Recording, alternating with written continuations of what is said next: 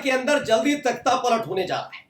यह दावा मैंने पहले भी किया था और यह दावा मैं अब भी कर रहा हूं। यह दावा मैं क्यों कर रहा हूं, आज इसकी एक तस्वीर मैं आपको दिखाऊंगा, जिस तस्वीर को देखकर आपको मेरी पुरानी खबरें भी याद आ जाएंगी। दरअसल जनता दल यूनाइटेड अब जेडीयू नहीं रही है, नीतीश कुमार की पार्टी नहीं रही है, बल्कि वो भारतीय जनता पार्टी और खासकर शाहबाबू के लगाम में आ गई है। ये खबर मैंने बताई थी ना 29 तारीख को। मनीष वर्मा पूर्व आईएएस अधिकारी, नीतीश कुमार चाहते थे कि उनके दूर के रिश्तेदार पूर्व आईएएस अफसर यानी कि मनीष वर्मा ही राष्ट्रीय कार्यकारी अध्यक्ष बने जनता दल यूनाइटेड के। पूरे उत्साह के साथ पहुंचे थे और आखिरी वक्त पर उन्होंने फैसला बदला था और फिर संजय झा जो जनता दल यूनाइटेड के ही राज्यसभा सांसद हैं उनके नाम को फाइनल किया। संजय झा सिर्फ जेडीयू के नेता नहीं है, बल्कि वो आरएसएस और बीजेपी की पहली पसंद रहे और वो उस पार्टी में रह भी चुके हैं। बताया जाता है शाहबाबू के बहुत करीबी हैं।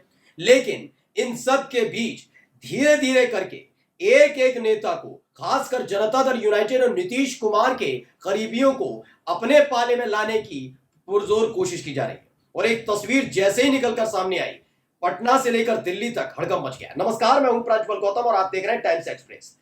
ये बात लगातार विपक्ष कहता रहा, जो पार्टी बीजेपी के साथ गई वो मानो गई, मतलब उसका बंटा धार हो गया, कोई रोक नहीं पाएगा।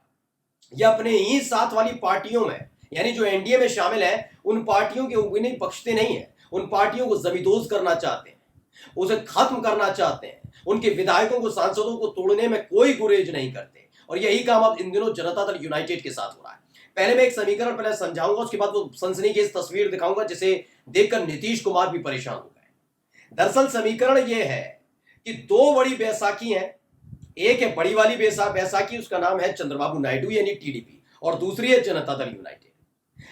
बड़ी वाली बैसाखी को तोड़ने की अगर जरूरत भी की इस दौर में, तो मोदी सरकार कभी भी गिर सकती है। यानी टीडीपी ने अगर समर्थन खींचा, अगर बीजेपी ने अपने हथकंडे आजमाए कि उस पार्टी को तोड़ना, उनके सांसदों को तोड़ना, ये सब किया तो सरकार गिर सकती है। इसलिए पहले छोटी वाली बैसाखी पर सारे प्रयोग किए जा रहे हैं।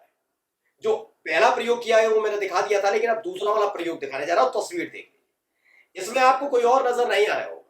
उपराष्ट्रपति महोदय, जैसे जगदीप धनखड़ साहब को तो मैं उपराष्ट्रपति कह ही रहा हूं, संवैधानिक तौर पर भैया पद है उनके पास, लेकिन वो बीजेपी नेता से कम नहीं है। दूसरा, प्रधानमंत्री नरेंद्र मोदी बैठे हैं, बीजेपी की तरफ से जेपी नड्डा बैठे हैं, और देखिए और कोई नहीं है।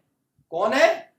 ललन सिंह। जी हां, जनता दल यूनाइटेड के पूर्व राष्ट्रीय अध्यक्ष, जिन्हें खुद नीतीश कुमार ने पद से हटाकर खुद राष्ट्रीय अध्यक्ष बने थे, वही ललन सिंह। दरअसल बताया जाता है ललन सिंह और नीतीश कुमार के बीच ज्यादा अच्छे ताल्लुकात नहीं है। पिछले साल जब ये दोनों साथ थे और उस समय एक राष्ट्रीय कार्यकारिणी की बैठक हुई थी, उसमें सबसे बड़ा फैसला लिया गया था कि ललन सिंह को राष्ट्रीय अध्यक्ष के पद से हटा दिया गया था और नीतीश कुमार खुद राष्ट्रीय अध्यक्ष बन गए थे। खबर यह थी कि अंदर खाने ही बीजेपी की मदद कर रहे थे। वो बात अलग है कि कोई मजबूरी, कोई दबाव नीतीश कुमार पर पड़ा और फिर वो जनवरी में पलट गए। खैर, इस खबर को फर्स्ट बिहार झारखंड ने ट्वीट किया और क्या लिखा? ललन सिंह पर मोदी मेहरबान। उपराष्ट्रपति के कक्ष में पीएम ने आज ललन सिंह को अपने साथ बिठाया। ललन सिंह को दो अहम कैबिनेट समितियों में, कैबिनेट जो कमेटियां उसमें शामिल किया गया। उन्हें आर्थिक मामलों और संसदीय मामलों की कैबिनेट कमेटी का मेंबर बनाया जाए। दरअसल खास तौर पर फोकस इस समय बीजेपी का किसी और पर नहीं है, वो सीधे फोकस है जनता दल यूनाइटेड। जनता दल यूनाइटेड पर इसलिए कि अगर कुछ भी करके 12 के 12 सांसदों को लिया आओ, इसके साथ इनके विधायकों को लिया आओ, तो इससे मोदी सरकार भी मजबूत रहेगी और बिहार में सरकार भी नहीं गिरेगी। हाल ही में कोई खबर आपने सुन ली होगी, सम्राट चौधरी, जी हाँ, बीजेपी के नेता भी हैं और बीजेपी बिहार के अध्यक्ष भी हैं, और तो और नीतीश सरकार में डिप्टी सीएम भी है। सब बड़े पूछ रहे थे, आलोचना कर रहे थे, आरजेडी भी उनसे मौज ले रही थी, लेकिन अंदर खाने की खबर बता रहा हूं। खबर क्या थी उनको लेकर, पहले देखिए खबर मैं पढ़कर बता रहा हूं। ये देखिए, जी बिहार झारखंड, खबर क्या है? जैसा मैंने कहा था वैसा करूंगा मैं अपनी पकड़ी। यानी सम्राट चौधरी ने सीएम नीतीश आखिर क्यों किया जिक्र, सीएम नीतीश का क्यों किया जिक्र, ये इन्होंने साफ कहा था। एक और है ईटीवी की खबर, नीतीश कुमार को कुर्सी से उतार कर रहेंगी वाली कसम रह गई अधूरी। अयोध्या में मुरेठा खोलने पहुंचे सम्राट चौधरी। सबको पता है सम्राट चौधरी ने कसम खाई थी कि नीतीश कुमार को मुख्यमंत्री पद से हटाएंगे, उसके बाद ही मुरेठा खोलेंगे। 29 तारीख को राष्ट्रीय कार्यकारिणी की बैठक होती है। अमित शाह के करीबी संजय झा को जेडीयू का राष्ट्रीय कार्यकारी अध्यक्ष बना दिया जाता है। उसके बाद सम्राट चौधरी अपनी पगड़ी खोल देते हैं, मुरेठा खोल देते हैं। सुन लीजिए, बिल्कुल सिलसिलेवार देखिए, क्रोनोलॉजी समझेंगे तो आप समझ जाएंगे हो क्या रहा है। क्योंकि जेडीयू की कमान सीधे तौर पर शाह के हाथ में आ गई है। अब नीतीश कुमार कुछ खास कर नहीं पाएंगे। अगर विधायकों को इधर उधर करने की कोशिश नीतीश कुमार ने ज्यादा हाथ पैर मारने की कोशिश की तो स्पीकर भी बीजेपी का है, विधानसभा में भी विधान परिषद में भी, तो दोनों ही एमएलसी और एमएलए दोनों को तोड़ लिया जाएगा। ये नीतीश कुमार समझ गए हैं। अब अगला निशाना कोई और नहीं था, वो थे ललन सिंह। तो ललन सिंह को अपने साथ लिया है।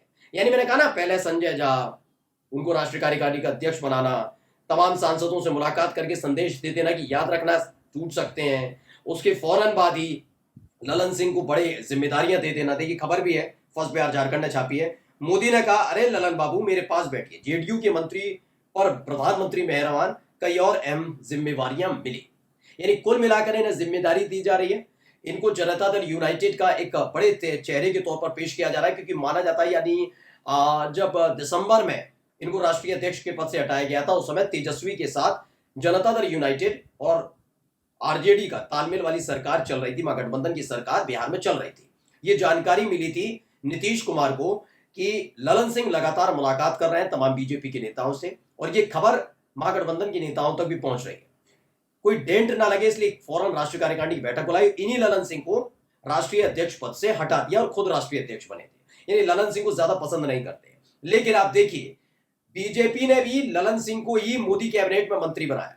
यानी कई नेता इनकी नजर में है कि इसको भी पकड़ लो, इसको पकड़ लो, इसको पकड़ लो और इसको पकड़ लो। इसके बाद खत्म जेडीयू। जेडीयू के सारे विधायक, सारे सांसद अपने मुट्ठी में आ जाएंगे, नीतीश कुमार अकेले रह जाएंगे। ये सम्राट चौधरी ने मुरेठा ऐसे ही नहीं खोला है, ये संदेश दिया है कि नीतीश कुमार के जाने का वक्त आ चुका है। वो बात अलग है कि नीतीश कुमार संभलने में बहुत देर कर चुके हैं, अब भी मौका है, वो आए तो साथ मिलकर खेल हो सकता है। लेकिन माना जा रहा है कि नीतीश कुमार इस तरह चक्रव्यूह में फंस गए ना, यानी जो विपक्ष लगातार कह रहा था कि आपकी पार्टी को तोड़ लेंगे, संभल कर रही है, नीतीश कुमार समझ ही नहीं पाए उस बात को कि कैसे हो। यानी अपनी एक बैसाखी को मोदी सरकार ने पूरी तरह से बैसाखी से ही छीन लिया है कि तुम अलग रहो, तुम्हारी जरूरत नहीं, तुम्हें बैसाखी की जरूरत है। और बीजेपी ने पूरी तरह से जनता दल यूनाइटेड पर कब्जा कर लिया है। यानी एक एक करके जेडीयू के अंदर तमाम नेता बीजेपी के कट्टर समर्थक होते जा रहे हैं। और माना जा रहा है कि खबर सिर्फ इतनी नहीं है, खबर यह भी है कि जेडीयू के अगर विधायक और सांसदों को आखिरी वक्त पर तोड़ा गया तो पूरी की पूरी जेडीयू का विलय बीजेपी में करा लिया जाएगा। और ऐसे में अगर नीतीश कुमार आना चाहे तो आए, नहीं आए तो कोई दिक्कत नहीं। अब सवाल यह है कि नीतीश कुमार का राजनीतिक अवसान कुछ इस तरीके से होगा, वो भी उस पार्टी के तल्ले जिस पार्टी को खड़ा करने में, बिहार में खड़ा करने में नीतीश कुमार ने महत्वपूर्ण भूमिका निभाई। देख लीजिए क्या खेल कर दिया बीजेपी ने। नमस्कार।